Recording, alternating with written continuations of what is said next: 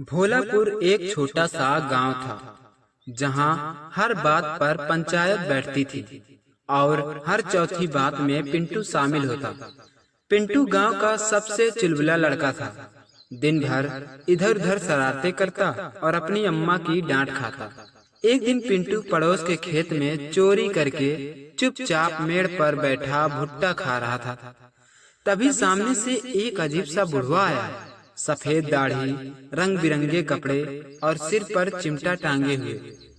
उसने कहा, बेटा मुझे बहुत प्यास लगी है, क्या यहाँ पानी मिलेगा? पिंटू शरारती तो था ही।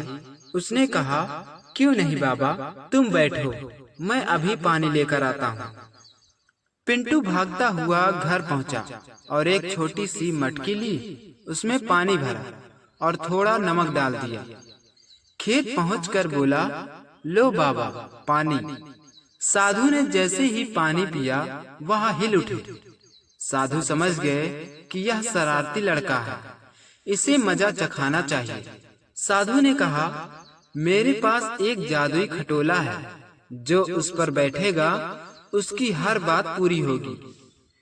पिंटू हंसते हुए बोला, अरे बाबा, खटोले में कौन सा पेट्रोल पड़ता है? बुढ़वा मुस्कुराया और बोला, बुद्धि का बच्चा। और उसने खटोला पिंटू को दे दिया और वहां से चला गया। पिंटू जैसे ही खटोले पर बैठा, खटोला हवा में उड़ने लगा। पिंटू चिल्लाया, अरे बाप रे, ये तो सच में उड़ता है। अरे बाबा उतार ले, मैं मर जाऊंगा। ओ बाबा, अरे उतार मुझे। ए तेरी तो, उतार मुझे बाबा, मैं मर जाऊंगा बबुआ। ऐसा खूब रोते रोते वह चिल्ला रहा था। साधु ने मन में कहा, आज जरूर तुम्हारी बुद्धि का विकास होगा, उड़ते रहो। लेकिन कुछ देर उड़ते उड़ते पिंटू को मजा आने लगा। उसने मजे मजे में कहा, मुझे एक रसगुल्ला चाहिए। और पलक झपकते ही उसकी गोद में रसगुल्ला आ गया। पिंटू बोला, अब तो मौज करूंगा। पिंटू दिन भर खटोले पर उड़ उड़कर कभी आम तोड़ता, कभी अम्मा के खेत से बैगन चुराकर खा जाता। लेकिन बात यहीं खत्म नहीं हुई। एक दिन पिंटू एक बगीचे में गया जहां खूब सारे आम के फल लगे हुए थे। बगीचे का मालिक पेड़ के नीचे सो रहा था। पिंटू चुपके से अपनी खटोला बिछाई और उस पर बैठ गया। देखते ही देखते वह पेड़ के ऊपर और सारे आमों को तोड़ तोड़ कर खटोले पर रखने लगा। खटोला जादुई था, इसलिए वह चोरी का बोझ नहीं उठा सकता। जैसे जैसे पिंटू आम तोड़ता गया, वैसे वैसे खटोला डगमगाने लगा। कुछ देर में जब खटोला भरा तो वह पलट गया और आम के साथ ही पिंटू उसी बगीचे में बैठे मालिक के ऊपर आ गिरा। बगीचे का मालिक यह सब देखकर हैरान हो गया। ऐसा कैसे हो सकता है? कोई चारपाई को पेड़ के ऊपर रखकर आम तोड़े। वह पिंटू को पकड़ना चाहा, लेकिन जल्दी ही पिंटू खटोले पर बैठकर उड़ गया। मालिक ये नजारा देखते ही बेहोश।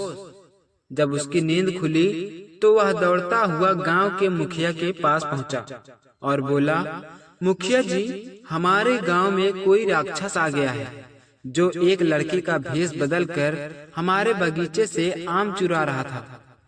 मुखिया जी ने तुरंत गांव की पंचायत बुलाई। पूरे गांव में हड़कंप मच गया।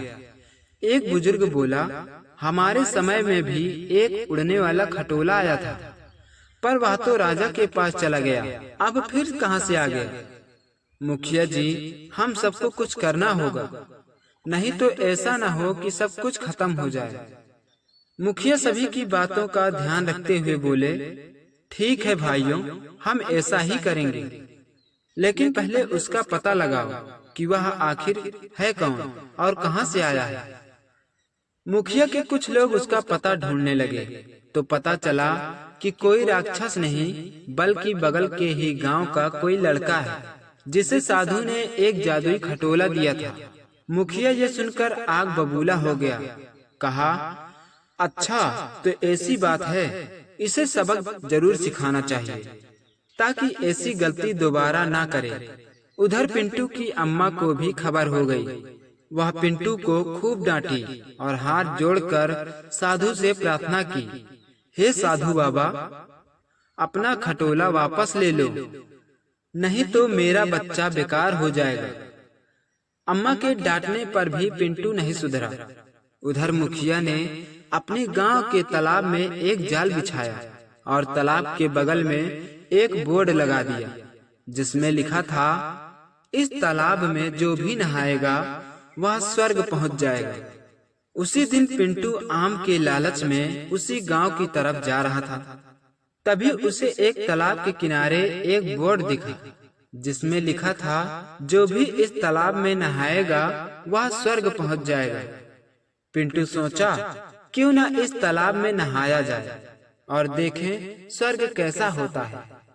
वह उड़ते उड़ते तालाब के बीच में गया और उसी खटोले से तालाब में छलांग लगा दी। जैसे ही पिंटू तालाब में गिरा, उसका पैर दलदल में धंस गया। वह जोर जोर से चिल्लाने लगा, बचाओ मुझे बचाओ। पिंटू के इतना चिल्लाते ही वहां गांव के सभी लोग आ गए और पिंटू को तालाब से निकालकर एक रस्से में बांध दिया। तभी वहां साधु बाबा आ पहुंचे। बोले, यह सब क्या हो रहा है? क्यों इसे बंधक बनाया गया है? मुखिया आगे आकर साधु बाबा को पूरी दास्तान बताया। साधु ये सब सुनकर पिंटू से अपना खटोला वापस ले लिया और बोला, बच्चा, अब तो तू समझ गया होगा कि जैसा कर्म वैसा ही फल। तभी पिंटू की अम्मा आई और बोली, अब आया ना ऊंट पहाड़ के नीचे।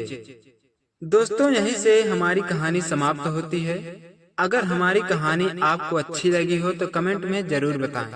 साथ ही ऐसे ही मजेदार कहानी देखने और सुनने के लिए हमारे इस चैनल को सब्सक्राइब करें। साथ ही बगल में दिख रहे घंटी को जरूर दबाएं। मिलते हैं अगले वीडियो में एक और दिलचस्प मजेदार कहानी के साथ। तब तक स्वस्थ रहें, मस्त रहें।